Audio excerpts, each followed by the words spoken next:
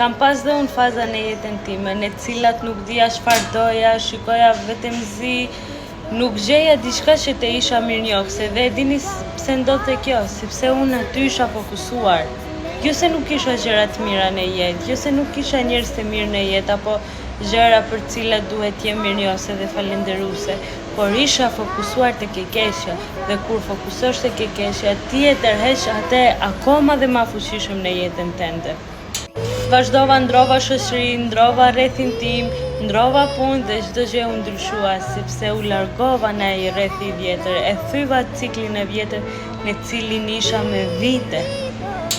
Kështu që mos u friksoni ndryshimi, merre hapin që ti të ndryshosh, merre hapin që ti ta thysh atë ciklin te cilin të mban mbrapa me jetën tënde. Dhe unë jam këtu për të ndihmuar çdo njeri për ju, të cilët jeni gati të thyni ato bindje të vjetra, të krijoni një cikël të ri për jetën tuaj.